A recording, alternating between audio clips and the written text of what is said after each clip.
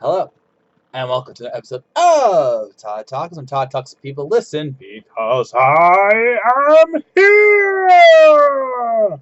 Hopefully. Well, I mean, I am here. Are any of us really here, though? Have we ever asked these questions? I'm just kidding. So today, we are talking about the upcoming death battle, the season 6 finale. Can you believe it's already season 6 already over? Between All Might and my guy. And let me just tell you, if my research is indicating anything about this fight, we are in for one heck of a show. And again, this is going to be a 3D battle, definitive, confirmed. It's already been stated, and they're already teasing like how epic it's going to be. Now, I know Naruto loosely, mainly because of the previous death battles with Gaara and Naruto and Sasuke and Jiraiya. I knew I forgot one. But I've never seen My Hero Academia, even though I see the cosplays everywhere at the cons I go to. So I really had to do, and of course, Might Guy is entirely different kind of style of character from Naruto, Sasuke, and Jiraiya and Gaara. So wow, Naruto's been in here 5 times. That's actually quite impressive. Anyway, so I really had to dive deep into Might Guy, and then I had to dig deep into All Might just so I could understand everything that was going on here because this battle is going to be crazy. And I'm still really conflicted about who's going to win because I've heard a lot of people say that there's this one technique that this one combatant has that is the ultimate, if you will. And I don't know if that's true because of circumstances, but we shall see. So let's get started off with All Might, aka Toshinori Yagi, if I'm saying that rightly. I'm sorry if I'm not. Yeah, it's Toshinori Yagi. And he, as a young man, had a singular goal. He wanted to be a symbol of peace to which all people could be happy about when they saw and know that they were safe. The problem is that in the world of My Hero Academia, the heroes, as they are called, have quirks in them, whether it be enhanced strength, super speed, control of fire and ice, teleportation, stretchy eyes. That's just creepy. Um, that you need to have one of those quirks, but he didn't. Thankfully, though, his desire to bring peace got the attention of a certain woman who had a quirk of her own called One for All. And this particular quirk was not only the strongest of all the quirks in the My Hero Academia world, but it was one that was transferable. So, seeing something in Yagi, she gave him her quirk, and soon after she died, he became the sole bearer of One for All. And under the new name of All Might, sorry, I'm finding a cold. And under the new name of All Might, became the #1 hero in all the world. He was the top hero, the strongest hero, the best hero, and true to his word, with a trademark grin and his "I am here" catchphrase, he helped bring peace to Japan and the world at large. And part of this was just because he was just so dang strong. It is literally stated in the lore that just his mere presence in the area that he was immediately in would make crime rates go down because no one beats All Might. And in fact, no one beats All Might because the All for One power, One for All power. There's another one called One for All for One. I'm getting to that, but One for All. See, it's palindrome. You get it? Anyway, One for All is technically defined as just pure raw strength, and that is technically true. But it's also stated that what All Might does in terms of that strength goes beyond its classification. For example, if you are super strong, that's great. But if you're not super durable, what's the point? I mean, it's what you call a glass cannon, right? Well, All Might is not that at all. In fact, based on what I read, technically speaking, All Might has not. I gotta say this right because it's tricky.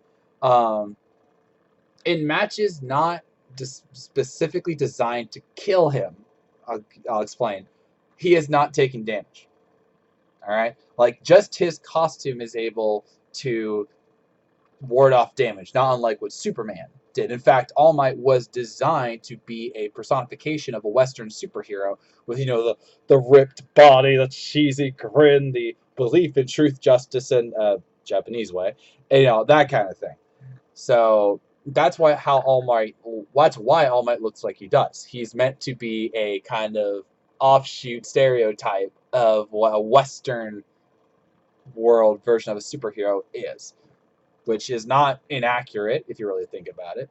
So just his costume is able to absorb damage, and then but he doesn't even take it. I mean, it just like brushes off of him, and his strength and durability and stamina is so great. He never tires, ever. I mean, even like some of his worst battles, at his lowest points, he just keeps going. He is that symbol of peace that everyone aspires to. His presence brings joy, even in the darkest of times, because when All Might appears, you know you're going to be safe. So he got to be that symbol of peace. And then just his exuberant personality of, is everyone all right, citizens, and everything. It adds to the joy. And that's not technically an act. He wants to convey that sense of happiness and joy and selflessness. He does later on become a bit more serious and a little cynical, but overall, he is very much that Captain America, Superman, ultimate Boy Scout, I'm here to save the world kind of guy. Now, the catch with All Might, and this is going to be a key point in my determination of who wins the death battle, so be ready for this. The key thing about All Might is that he has an enemy. That's a very specific enemy named All for One. And ironically, it was All for One that created the One for All quirk, because All for One has the ability to absorb quirks. He can even force other people to activate quirks. It's really weird. So over the course of his over 100-year lifespan, because he absorbed a longevity quirk, which I know some people would definitely want, he's able to not only have an immense amount of experience, but an incredible amount of powers. He can do what he calls an air cannon and just use air pressure to blast you away. He can engorge his limbs to do incredible attacks, and on and on and on. And as All for One, it's so hard not to get the palindrome mixed up. As All for One, he has killed many people who have wielded One for All. In fact, the people who are One for All try and kill All for One, and no one has done it. In fact, no one up until All Might has ever beaten All for One. And even All Might's mentor, the one who gave him his powers, the name escapes me, I'm sorry, he killed her, when she was in, peak condition. So All Might's pretty powerful. But the problem is that in the times that they fought, even though All Might's won, it's come at a cost. You see, when All for One, so hard. When All for One was ruler of Japan, All Might came forth, peak power, peak form, and he beat him. But All for One, it's really hard. All for One delivered a blow to him. He delivered a blow in such a way that it weakened him, so that he can't use his powers all the time anymore. And what's more, this fatal blow is continually weakening him the more he uses his power. So, like at one time, All Might's abilities are so consistent that he could go all day, literally. You could just call him All Day All Might. I appreciate those who got that joke. But because of the injury, he was only able to do it for about 3 hours in a day. And then once when he passed on the powers to Izuku Midoriya, he kept losing that power. I mean, until eventually he lost all of One for All. So, but even with that handicap, he kept being the symbol of peace for 6+ years. All right, even One for All. All for One was like, you're still fighting. You must, you're tougher than even I thought you were. But yeah, and then in probably his most important moment, with his powers basically gone, fighting All for One. with his again, who has numerous powers, numerous abilities, and is at relatively peak strength, right? Even with his net rival at full power and him holding onto the literal embers of all one for all, he was able to harness them at his weakest point and delivered a punch so powerful it exceeded the powers that he has ever had before. Because his powers have a limit. Even his powers have a limit. It's actually referenced as like 100%, kind of like Mob Psycho 100. And he went beyond 100%, beyond all of his powers in his weakest state, and beat All For one last time, and putting him away. Something, again, no one else, no other hero could ever even think of doing. And that was at his weakest point. So now imagine him at his strongest. So even though All Might isn't the hero he once was anymore, he is still a legend in every sense of the word, and he's still a big influence on My Hero Academia for all the right reasons. Even though he's a bit of an idiot. Like, he's not a good teacher, even though he tries to be. And so he actually has to like write down lessons and read them off because he doesn't know how to convey how to do certain things, but he tries. He tries so hard. So, I have also resolved to watch My Hero Academia after this. So, I mean, there's no television on right now. I mean, Crisis on Infinite Earths just had its like little mid-break thing, and so I'm like looking for new shows. So I might try out My Hero Academia. I've heard it's amazing, so I probably should watch it. I need to get back to my anime roots, especially since for those of you who saw, I was doing a Kickstarter for an anime comic. It got funded, so thanks to all of you who supported me. All right, moving on back to the other anime. Might Guy, yes, that's his actual name. So Might Guy and his father, who was known as what was it? It was the eternally low ninja, like it was an insult. And it was like, what was the name? It was like Eternal something. I can't remember what it was called.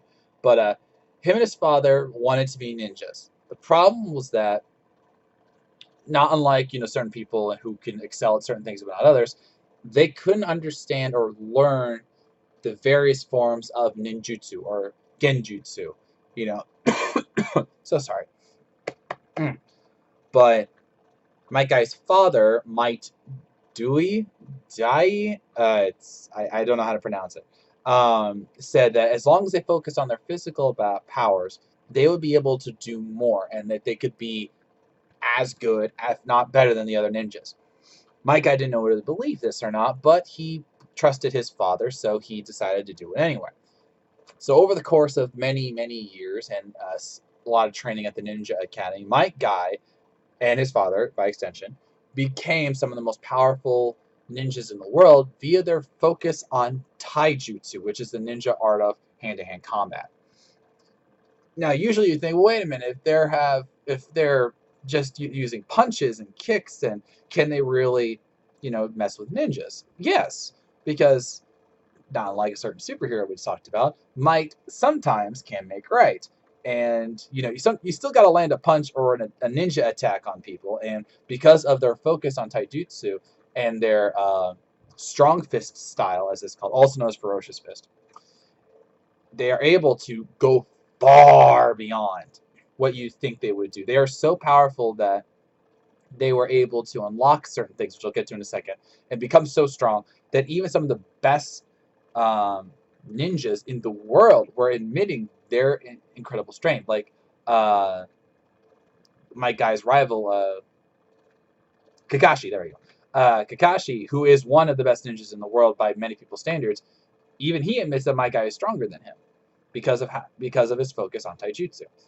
And though he can use certain ninja techniques like summoning a tortoise, okay, and certain things like that, he focuses on the simple act of breaking bones, ripping limbs, and just overwhelming opponents with his power. And he's done so because over his extended career, which includes his time at ninja school, his time in the 3rd and 4th Shinobi Wars, his training of Rock Lee, and his time in Boruto, which I only know loosely, but to all of that, he has achieved an incredible amount of stuff, including beating Kakashi in certain contests, let's just call it that.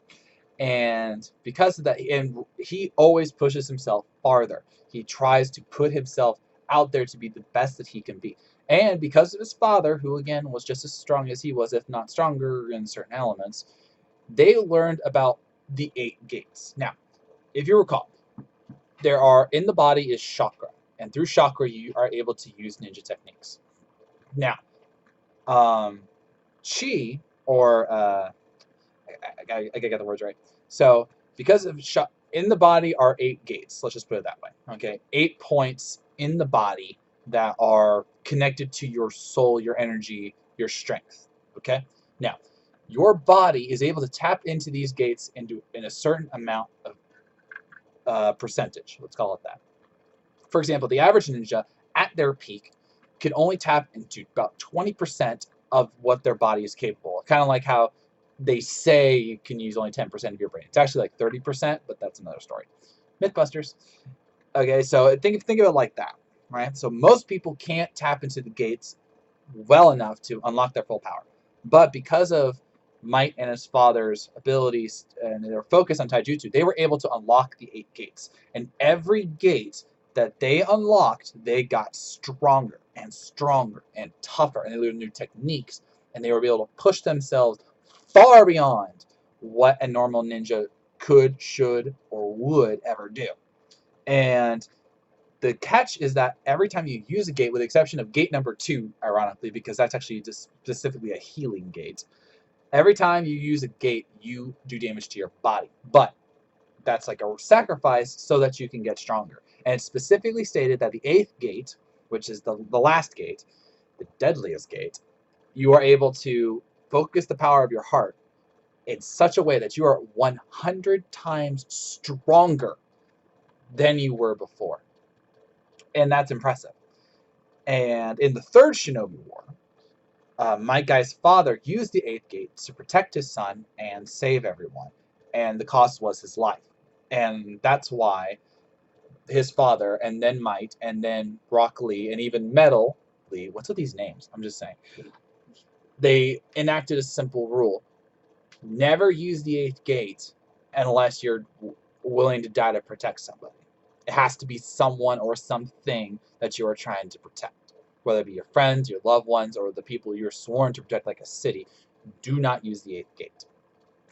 So, in the 4th Shinobi War, when this guy named Madara came around, yeah, you know Madara, when he was able to go toe to toe with Madara because of his power with the gates, and then when it came down to trying to finish off Madara with some help from the other ninjas, he was able to use the 8th gate, unlock it, and use Night Guy, kid you not, to deliver a kick so strong it obliterated half of Madara's body. It's like the left side of his body was just basically gone. Now, Madara was not dead. He was scared for his life, but he was not dead. And for those who know the series, he actually kept fighting long after that. So the problem was that Might Guy was basically dead. He pretty much was dying right there on the spot. It literally said like his body was turning to ash and crumbling because the power of the 8th gate boils your body from the inside out. Okay, that's why you're not supposed to use it unless under the most dire of circumstances. Thankfully for him, Naruto was there and used his yin yang release technique to save Might Guy, but his right leg, which is where he did the Night Guy kick, it was permanently damaged. It shattered his bones in such a way that they could not be healed, and he was wheelchair bound for a long time before he figured out a way to rehab his leg so that he could still fight without putting pressure on it. What a guy. Might Guy is a bit dense. Let's call it that. He acts a certain way because he's very happy-go-lucky. He claims that he has the power of youth on my side, but no one actually knows what that means. He is very reactionary at times. Like he set rules for Rock Lee when he was training him because not unlike my guy, Rock Lee wasn't very good at all the other jutsus, but he was good at taijutsu. So he would train Rock Lee, and then if Rock broke rules, he would punch him hard to set an example, and then he would cry because he realized what he'd done. And he doesn't he bounces off of insults. You know, he doesn't really care, but he just also doesn't get it at times. Him and Rock Lee's antics are known to be really big eye rollers. Okay, he's very much this happy-go-lucky guy who just happens to be one of the strongest ninja on the planet, and that's really really cool. So, all right, now who's gonna win between All Might and Might Guy? This is incredibly tough. I spent an hour plus reading these guys' backstories, what they've done. I looked up everything I could on the Eighth Gates and All for One. Sorry, One for All. So hard. So hard. One for All. And looking up even Madara and All for One to see who was tougher between the two there. And what I find is that I'm kind of at a bit of a stalemate here. I have no doubt, based on what I read, that Might Guy is faster than All Might. His ability to go up with against Madara to fight guys like Kakashi and train guys like Rock Lee and Naruto and Sasuke and all of them. I have no doubt that he's faster than All Might. But as we've seen multiple times in Death Battle, speed is not always the biggest factor. And just look at Sasuke Hiei, where they felt that Sasuke was faster, but not by much. And even then, he couldn't harm All Might, or sorry, Hiei. And I'm wondering if that's the case here, because everyone I talked to noted that the Eighth Gate was so strong that it was basically an instant death move, and Madara himself couldn't block it. But that's not exactly true. First of all, Madara didn't die. All right, he just had half of his body vaporized, and he was fine. He was still talking. All right. Second of all, the reason that Madara couldn't block it was because he was happy. He was okay. It was a couple things. One, he was happy. He was thrilled that he was having a fight that was worthy of him. He was thrilled that he had an opponent who could go toe to toe with him when Might Guy was at 7th gate at this point. He was thrilled. He wasn't going to run away. More importantly, though, when Might Guy unleashed Night Guy, terrible name, Madara had things that could block it, but he couldn't use them because the other ninjas, including Naruto, were able to block the truth-seeking balls that would have easily blocked the attack, apparently. Like, he had like 5 of them, and the other ninjas took out 1 each. So there's that. Then there's the fact that, again, once you use the 8th gate, you die. Now in the Death Battle cast, they did this as a community death battle, and in it they talked about how the rules of Death Battle states that the first to die loses. Right. So if Might Guy were to use 8th gate, and if it were able to defeat All Might, he wouldn't have to worry about dying, because in this very specific circumstance, the match would be over. And as they showed in the anime, he didn't die instantly. It was like a slow fading death before. That's why Naruto was able to get to him. It wasn't like the Thanos snipe and he just vanished. He was still alive. It was just he was slowly and very painfully dying. But so you need to consider that. Here's the other thing you need to consider. While All Might and Might Guy have both suffered incredible injuries in their career via the wound that All for One put on All Might, and then the leg that Might Guy used to try and take out Madara, Death Battle focuses on their peaks, which means that by this rule, they need to figure out All Might's top power. And I don't know what that's going to be. And you're like, well, what do you mean? Well, as I noted, All for One hurt Might Guy in such a way that his powers were dying. Like the embers of One for All were dying. And he could only be a hero for 3 hours of a day. And because of his injury, he couldn't unleash his full power. His speed, his durability, even his stamina, though he wouldn't show it, his stamina were all getting hindered by this injury. Okay, but because the manga specifically states that he was fine up until that point, that means that they can use him at max strength and calculate what he's done now in the series, including beating All for One and applying that to him at his peak form. If in one instance All Might actually beat a guy who was created to kill him, and he beat him with using a move that did 30 punches. He then stated, with 300 punches, 300. And then he stated afterwards that if he was still in peak fighting condition without his injury, he would have beaten him in 5.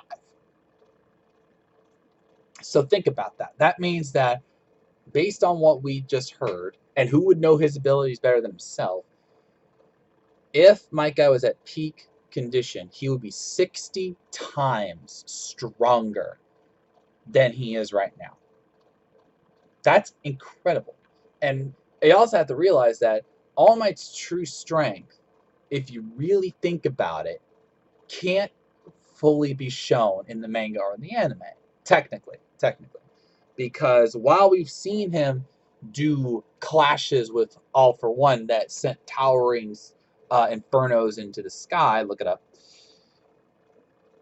that's still him technically holding back, because it's inferred that, say, not unlike Superman, which again All Might is based off of, that his powers he has to hold back, else he would just wipe out everything. And in his battles with All for One, so confusing. I'm so sorry. With All for One, he actually cancels out several attacks through sheer force of will.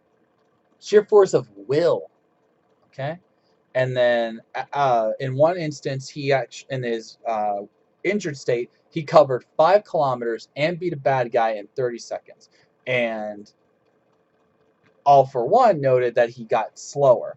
So if we apply the 60 rule to the 60 times weaker rule, or observation, it's not a rule, observation, it would mean that he's much, much faster than that. Now, I don't think that puts him on the same level as Mike Guy in terms of speed, but I think it's closer than you think. And I'm kind of thinking that this is less like a Sasuke Hiei situation and more like a Jiraiya Roshi situation, because Mike Guy has better training than All Might. There's no doubt about that.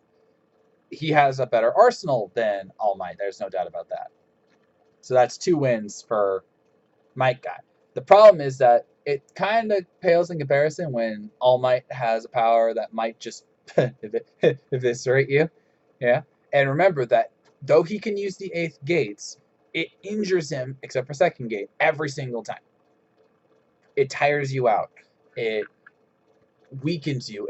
When he used 7th gate, it made it so if anyone touched him, his muscles would like vibrate with pain because he just couldn't, because the muscle fibers were like eviscerated. Sorry.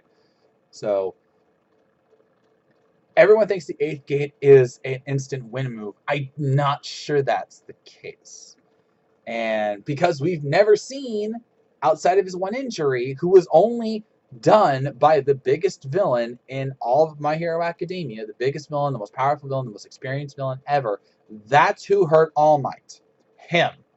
The guy who beaten every single All Might, more or less, before him. Because remember, One for All came from All for One.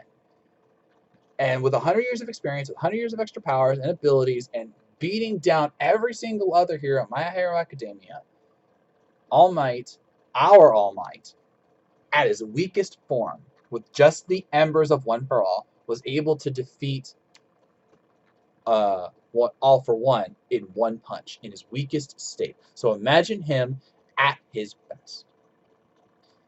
Given all of that, and I know this is going to be controversial, and I probably will lose, but I just got to go with my gut here, which has been wrong many times this year, I know. I have to pick All Might to win. It might not be close. I may be underestimating his abilities and the 60 multiplier, and yes, I know I said 8th gate multiplies power times 100, but There's just something that tells me that All Might, at his peak, which Death Battle has to calculate, they have to. At his peak, he's better than my guy.